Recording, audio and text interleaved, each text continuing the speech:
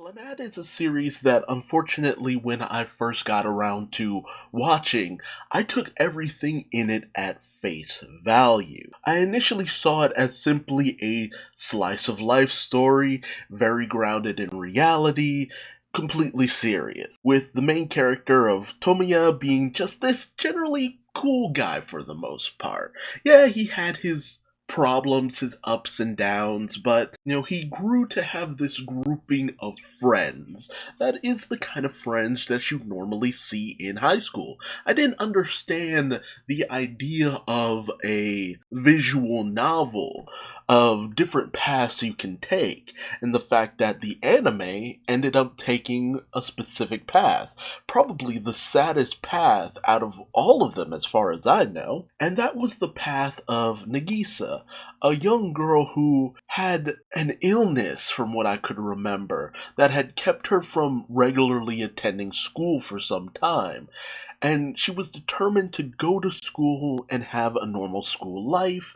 And she encounters Tomiya, and he helps to push her forward to actually be able to go to school. And they just have this fun, happy-go-lucky kind of school life, with a story from her parents, Nagisa's parents, being that when she was younger, her health started to fail, and because their parents had work and they couldn't really get time off, they had to constantly leave her home alone. Her father, Akio, had come home one day, found her outside in the cold, in the snow. He went running around town trying to save her, to make sure she survived, and she managed to just miraculously live somehow. And I always took that as just a general story. But I came to find out later down the line that no, it was something deeper than that. There was more to it, as there's always this imagery of this girl in a field with this robot that would come up, especially in After Story. And I never connected the dots because I didn't look into the series that deeply. And Nagisa, her health would fail to the point where she wasn't regularly able to attend school as much as she would have liked to, but she was still given the love and compassion from a lot of people in terms of her school life. She got to have friends, she got to have what could constitute for normal for someone with her health problems. But the real tragic part that ripped at my heart ultimately, and just destroys me when I think about it, was the story of when she eventually had a child with Tomiya. They grew close and ended up trying to start a family despite her health problem, only for Nagisa to ultimately die in childbirth, which crushed me because I didn't see that coming at the time. But they had this sweet child named Ushio who was the cutest thing possible. But Tomiya ended up so destroyed by Nagisa's death that he neglected his daughter for the most part. He just didn't see her. He was so caught up in his despair that he didn't recognize his daughter. And so Ushio ends up in the care of her grandparent. And it's only during a trip that he ends up taking with his daughter that, his grandmother, tells him a story, because they go out to his grandparents' house, about how his father ended up in that same depression, that same struggle when his wife died.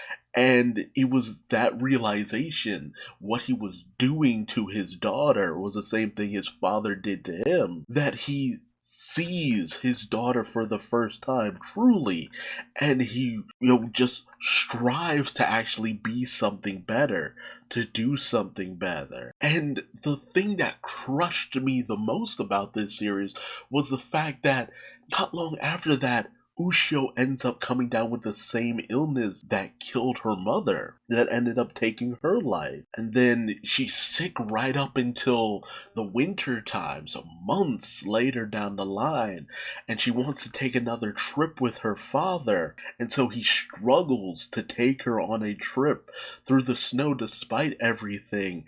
And that last scene that you see during that moment is Ushio falling in the snow, collapsing in her father's arms, telling her father that she loves her, and she dies in his arm, and Tomiya is stricken with grief, and I just remember that scene so clearly because it was such a cruel moment, and I tend to empathize a lot with certain situations, and that situation destroyed. It utterly destroyed. It was so heartbreaking. To lose your wife is one, lose your child. And it's such a cruel way. I died a little inside. And because I was so invested in the moment, the magical elements to this series completely went over my head. When those magical elements fully came into play,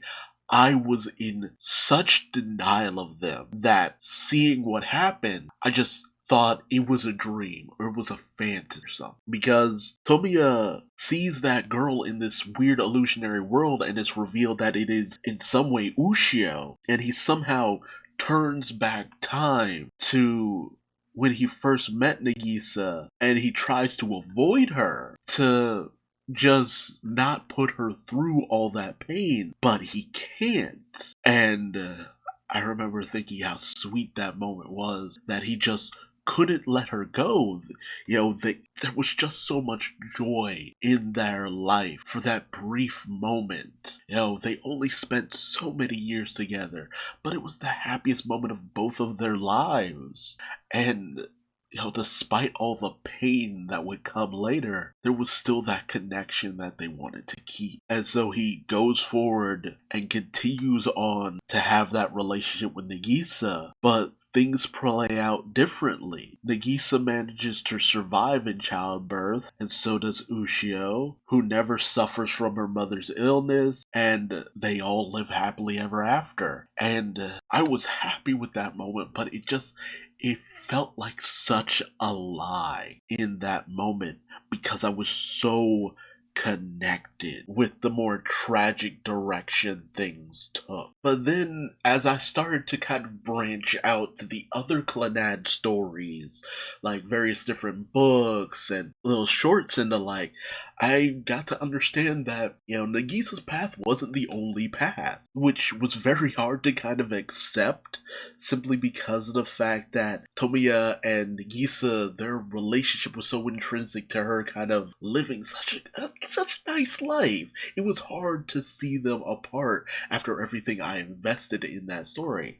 But, I delved a little bit into a lot of the other story of the other main characters. Characters like Kyo, who could be fairly loud and aggressive because I think she was class president and butted heads a lot of times with Tomiya, but she had a sweeter side deep down. Her story was nice from what I had seen. Katome, who has this really sad backstory, and you explored a little bit in the anime, but it's such a sad direction for her character, because Tomiya, a lot of times throughout the original series, he would deal with a lot of these characters' problems, so you got to see a little bit of them. So if you knew their stories going forward, you already empathized with them and could understand with them kind of getting together with Tomiya. And Katome's story was very sad, and she already had a bit of a connection with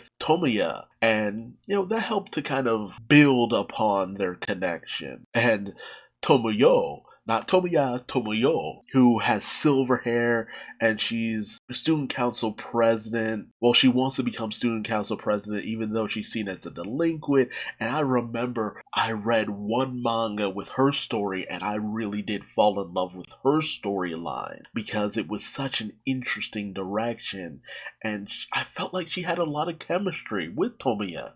And, I really ended up falling in love with that one. And the last heroine is Fuko, who is such a childish character, and I always saw her as kind of like this aside character. She was just there to be cute for the most part. But once you start understanding the magical nature of Clannad, you end up realizing that she's actually more of an important character than you would think. There's a deeper connection that she has with the overall story, and it ends up being really important. And it's one of those things that I definitely need to go back and watch and just understand with a more clearer idea of where the series is going, because I didn't know what I was getting into the first time around. But knowing that there's so many layers to the story as a whole, it's one of those things that really enriches the story for the most part and makes it very much worth multiple viewing and exploring the various different divergences in the series as a whole. Stuff like that can be a little bit iffy for me in certain cases because I'll connect so much to one female protagonist and the relationship they have with the main character. But this series was definitely the one that opened me up to the idea of seeing different directions a storyline could go and accepting that sometimes magic is something that you can embrace for the most part. Don't embrace the sadness all the times. Sometimes you can believe in the miracle for the most part, even if it's hard to believe. But don't just listen to me ramble. Let me know your thoughts on Clannad. Did you have that same kind of visceral reaction to it that I did, especially in terms of after story? Or did you already know what you were getting into as the series progressed? And let me know, which main heroine did you connect the most to? Because ultimately, while I do have a special place in my heart for Nagisa because of the anime series, I end up finding that I enjoyed Tomiya and Tomoyo's relationship when I got around to going down that path. So if you have a different heroine that you had Tomiya going with, let me know in the comment section below.